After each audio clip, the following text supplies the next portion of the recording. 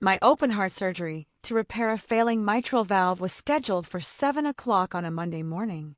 3 hours before I was wheeled into that operating room, my husband's family sat down to a catered brunch at his mother's house and raised mimosas to nothing in particular.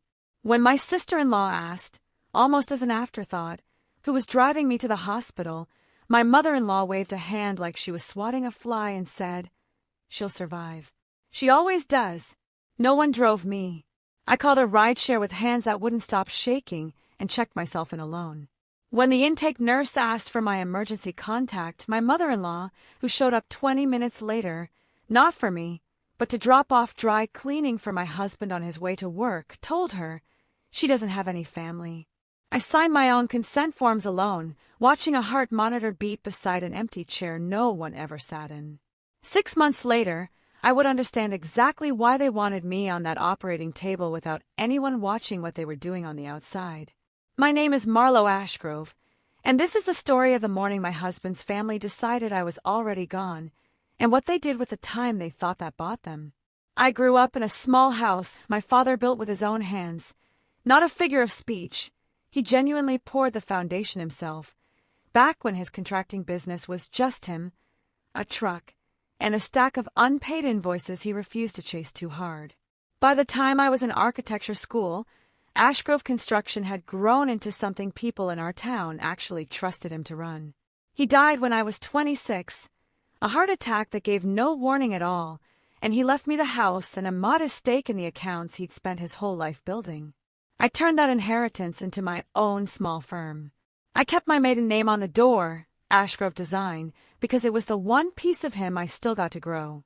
I met Corbin Voss 2 years later, when his firm hired me to consult on an office renovation.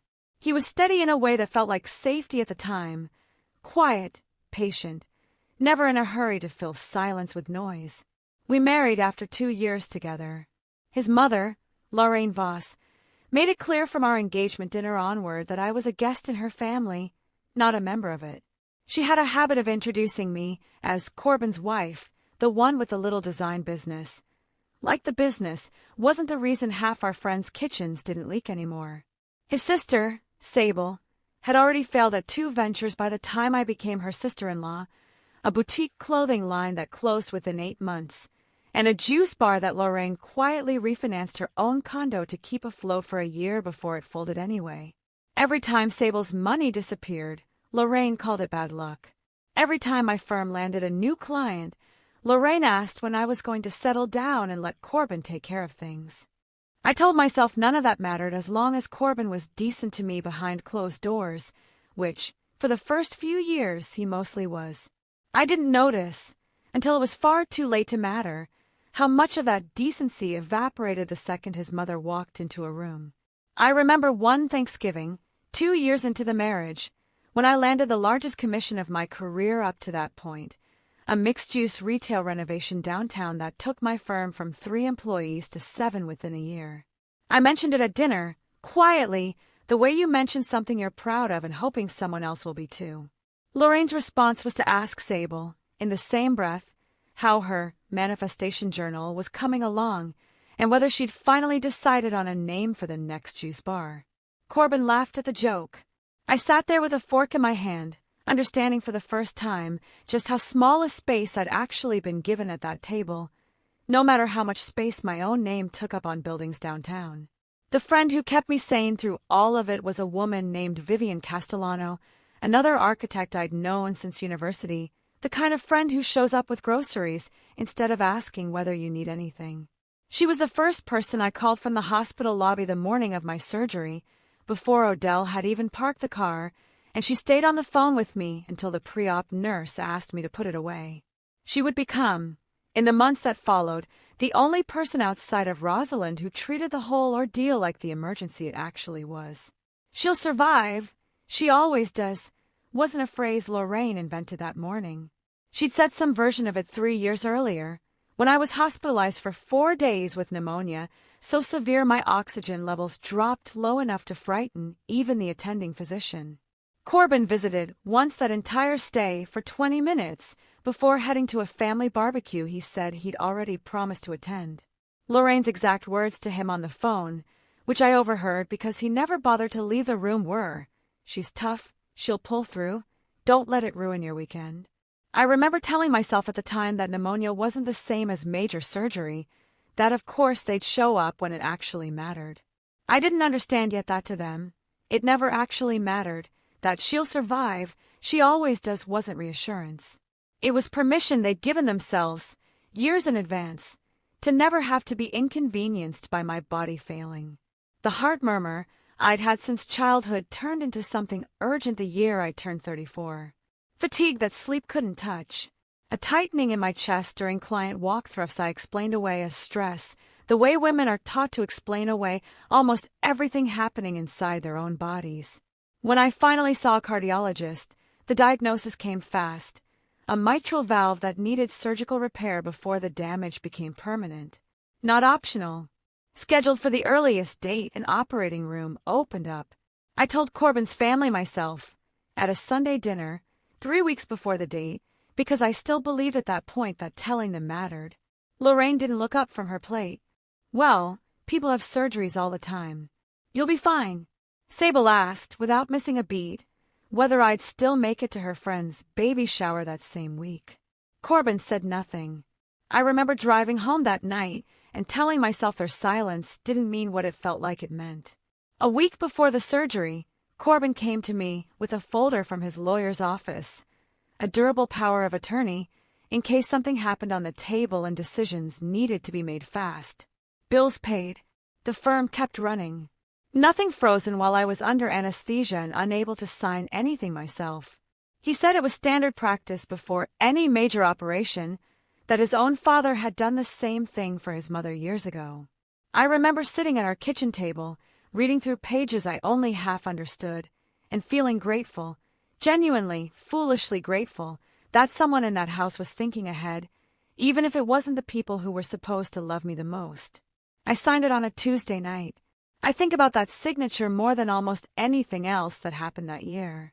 The night before surgery, I packed my hospital bag alone while Corbin took a call in the other room that lasted almost an hour.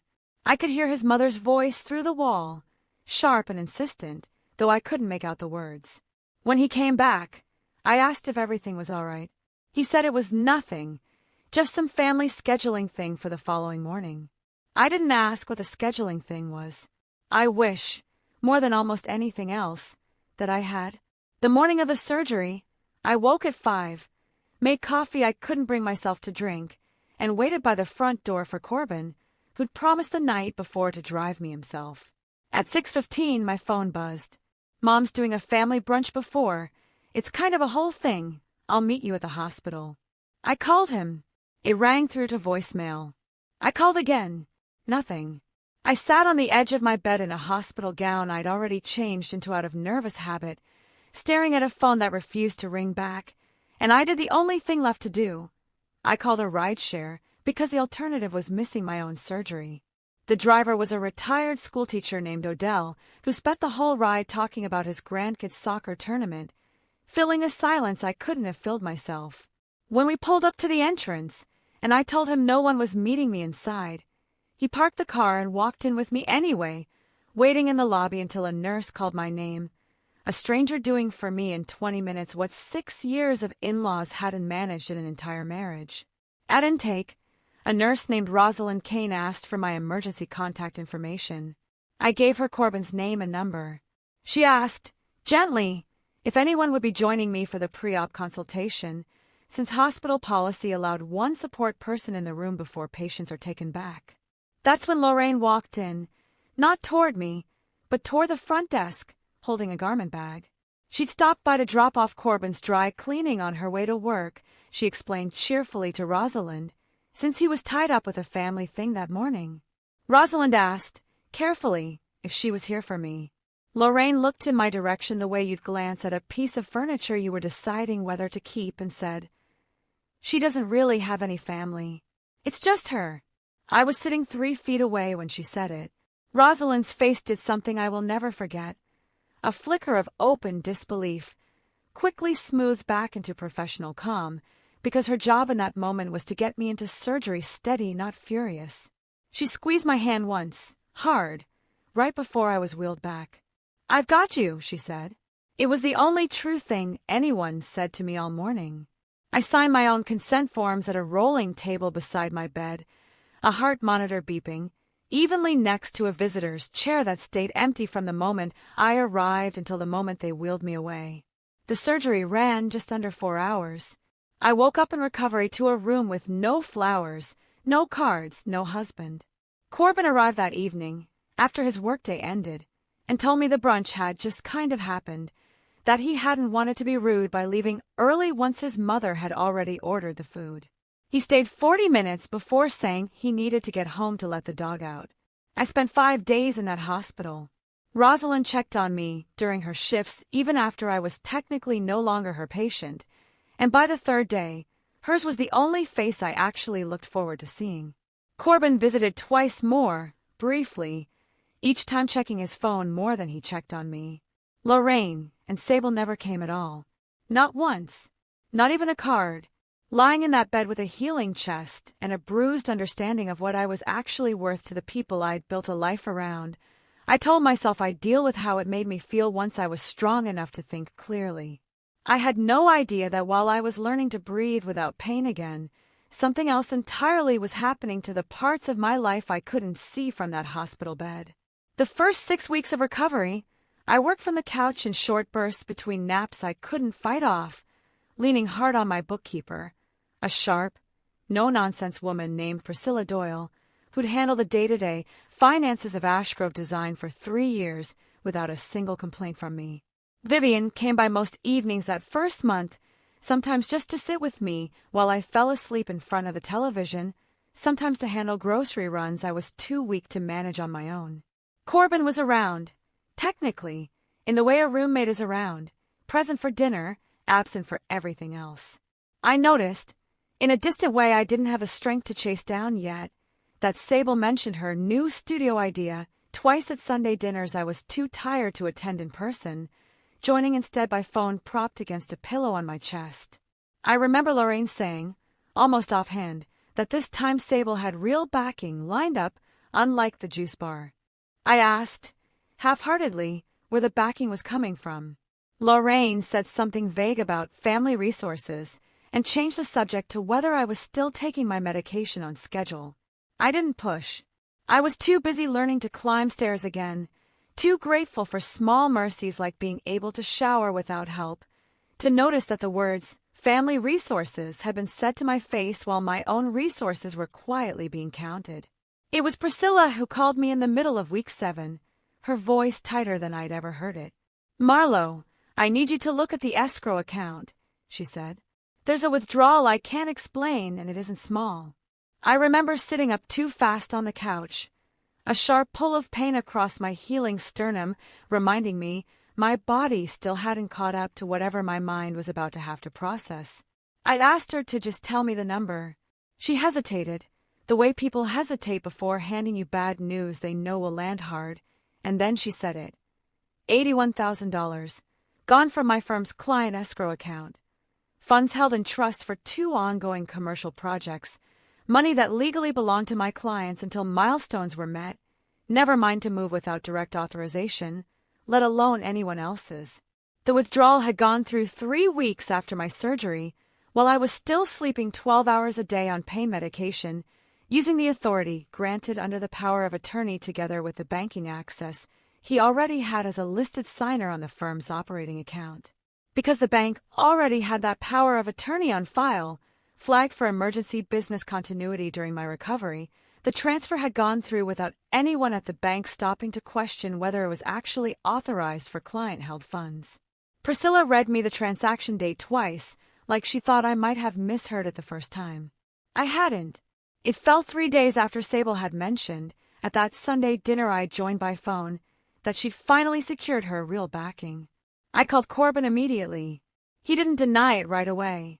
He said it was temporary, that he'd needed to help cover a funding gap for Sable's new venture, a wellness studio she was opening with Lorraine backing part of it, and that he'd planned to quietly pay it back before I ever noticed. He said it the way you describe a loan between family, not a violation of money that was never legally his to touch in the first place. I told him to return every cent immediately or I would report it. He got quiet, then defensive. Then he said something I have replayed in my head more times than I can count. You weren't exactly going anywhere for a while. I figured I had time to sort it out before you even knew. I asked him what that meant. He didn't answer. 2 weeks later, a letter from the county recorder's office answered it for him. The letter was routine on its surface, the kind of notice sent automatically when a property title has activity flagged for verification, informing me that a quitclaim deed had been submitted for my father's house, the house I'd inherited outright, the house that had never once had Corbin's name attached to it in 6 years of marriage. The deed listed Lorraine Voss as the new sole owner. It had been filed 9 days after my surgery, while I was still sleeping 12 hours a day, barely able to sit upright without help. I read that letter standing in my own kitchen, still in the sling my cardiologist had me wearing to keep from straining my chest, and for a long moment I couldn't make my eyes focus on the words a second time. This was the house my father built room by room. The house where I'd learned to draw floor plans on the backs of his old invoices before I understood what any of it meant. The idea that someone had tried to sign it away from me while I couldn't even lift a coffee mug without help didn't feel like betrayal, so much as it felt like erasure. Like they weren't just taking money, they were trying to take the one thing that proved I came from somewhere. The recorder's office had flagged the filing because the notarization failed their standard signature verification review, a safeguard that exists precisely to catch filings like this before they ever finalize. The deed was never recorded. It sat frozen in a pending queue, waiting on a callback I never returned because I called a lawyer instead. I hired an attorney named Desmond Holloway, who specialized in cases involving financial exploitation, and within 2 weeks his investigator had assembled a timeline that made my stomach turn in a way surgery never had. In the 4 weeks I was unconscious, recovering, and too medicated to track my own finances, Corbin had used the power of attorney to move funds out of my firm's escrow account, and had attempted, with a forged signature the recorder's office caught before it could finalize, to transfer my father's house into his mother's name. Sable's wellness studio, her third failed venture in 5 years, had needed startup capital no legitimate lender was willing to extend her again. My family, unconscious in a hospital bed, had apparently looked like the easiest source of capital anyone had left. I confronted Corbin one last time in our kitchen, the same room where I'd signed that power of attorney believing it was protection. I asked him directly whether the brunch, the absence, the she'll survive, she always does, whether any of it had ever been about anything other than convenience. He didn't answer right away. Then he said quietly, like it was supposed to soften it, "Honestly, Marlo, we didn't think the odds were in your favor. We figured we'd need to deal with everything after, one way or another. We just started a little early. I want you to sit with that sentence the way I had to. They didn't skip my surgery because they were careless people who forgot what mattered that morning. They skipped it because they had already decided, quietly and among themselves, that I probably wasn't coming back, and they used the time they thought they had left, before I could ever find out, to start moving what they assumed would soon be unclaimed." I didn't cry when he said it. I remember that surprising me more than the confession itself. I'd spent so many months bracing for the moment I'd finally understand why that morning had gone the way it did, and when the answer finally arrived, it didn't break me the way I expected. It just made everything before it click into place. The brunch, the silence at Sunday dinners, the family resources nobody would name out loud. I wasn't grieving a marriage in that kitchen. I was recognizing, all at once, that I'd spent 6 years mistaking tolerance for love. Once Desmond had the full picture, we moved carefully and fast. The power of attorney was formally revoked that same week, closing off any further access in writing. Priscilla helped compile a complete accounting of the missing escrow funds for the bank's fraud department, which opened its own investigation running parallel to Desmond's civil case. The attempted deed transfer, never having actually recorded, was formally voided at the recorder's office, and my sole ownership of my father's house was confirmed in writing with no ambiguity left for anyone to exploit again. The criminal side moved slower, the way these cases usually do. A financial crimes unit opened an inquiry into the unauthorized use of the power of attorney and the attempted property transfer, But building a case around exploiting someone's incapacitation takes time, documentation, and more patience than I felt like I had most days. Investigators pulled bank records, phone records, and the original notarization file tied to the failed deed, cross-referencing dates against my hospital discharge paperwork to establish exactly how incapacitated I'd been at each stage. It stretched across nearly 18 months before a formal referral was even made, and Desmond warned me early on not to expect it to move any faster than that, no matter how clear the evidence looked to me. The civil side moved faster in the meantime. A restitution order requiring Corbin to repay the diverted escrow funds in full, with interest, structured through the court as an enforced payment plan tied to his income, reviewed annually until the balance was cleared. My credit had taken a hit during the months the escrow shortfall triggered a client dispute, dropping somewhere in the range of 70 to 90 points before the accounts were made whole again, a number that took the better part of a year to fully recover once the restitution payments started landing on schedule. Once subpoenaed as part of the broader pattern of evidence Desmond was building, Rosalind gave a statement confirming, on the record, that Lorraine had told hospital staff I had no family while I sat close enough to hear every word. The same week, financial records would later show the family had already begun moving to access my assets. It wasn't the single deciding piece of evidence, but it mattered. It proved this hadn't been one bad decision made in a moment of panic. It had been a plan, dressed up as a brunch. Sable's wellness studio, propped up on my stolen escrow money, folded within 4 months, once the funding dried up and word started moving through our small town about where some of that capital had actually come from. The studio had opened with a soft launch and a modest write-up in the local paper, the kind of press Sable had never managed for any of her previous ventures, and for a few weeks it genuinely looked like the real backing had finally paid off. But small towns keep track of things, and once the restitution case became a matter of public record, memberships quietly stopped renewing. Clients don't tend to stay loyal to a studio built on money taken from a woman recovering from open-heart surgery, no matter how good the yoga instructor is. Lorraine and Sable didn't disappear quietly once the investigation became public knowledge among people who knew us. In the months that followed, they showed up unannounced at my office twice, and Lorraine contacted one of my longtime clients directly to suggest, without any basis, that I'd become unstable after the surgery and shouldn't be trusted with a commercial project.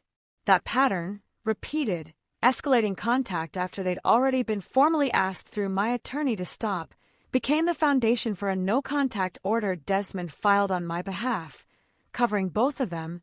Granted, once the second documented incident made clear this wasn't going to stop on its own. There was one afternoon in the middle of the proceedings I still think about. A brief hearing where Corbin's attorney tried to frame the escrow withdrawal as a misunderstanding between spouses rather than a violation of client funds. The judge asked Corbin directly whether he understood that the money in that account belonged to clients, not to him or his wife. Corbin's answer, a long pause, followed by a "I didn't really think of it that way at the time," is the moment I stopped feeling anything close to guilt about how this ended. Sable was called to answer questions about the studio's funding sources during a separate deposition tied to the restitution case, and Desmond let me read the transcript afterward. When asked directly where she believed the $81,000 had come from, she said she'd assumed it was a family loan Corbin and their mother had arranged, and that she hadn't asked further questions because she didn't think it was her place.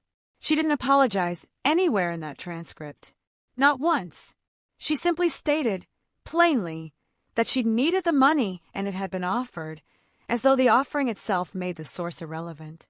Reading that was almost worse than the theft itself, the casual, practiced way an entire family had learned to look away from where money came from, as long as it kept landing in the right hands.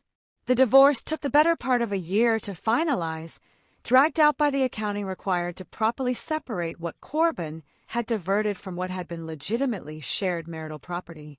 In the end, the settlement reflected the documented financial harm his misuse of the power of attorney had caused, not a number pulled from thin air, but restitution tied directly to what the forensic accounting confirmed he'd taken, plus what recovering it had cost me in legal fees and damaged client trust.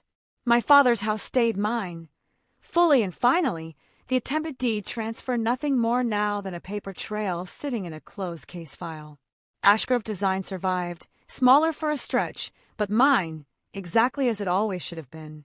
I think about that morning often, more than I'd like to admit. The empty chair beside my hospital bed, the monitor beeping steadily through a silence no one filled. I used to think the cruelest part was that they didn't come.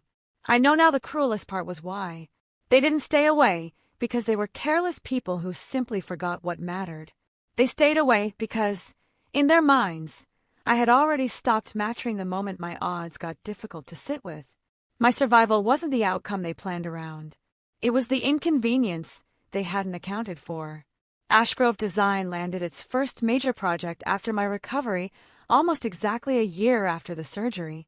A community library renovation I designed mostly from a laptop propped on my knees during the slower months, back when I still wasn't sure I'd have a firm left to run once the dust from the divorce settled. Priscilla stayed through all of it unshaken, and I hired a second full-time architect the following spring, something I couldn't have imagined doing during those long weeks of watching my own bank statements like they might disappear again. Rosalind and I still get coffee most weekends, almost 2 years later now. She was the only person in that entire building who treated me like I was still someone's family, even when my own family had already quietly decided I wasn't. I ran into Odell again completely by accident, at a hardware store of all places, and when I thanked him for what he'd done that morning, he waved it off the same way he'd waved off my worry in the car, insisting anyone would have done the same. I've since learned that isn't true, but I let him believe it because some people are kin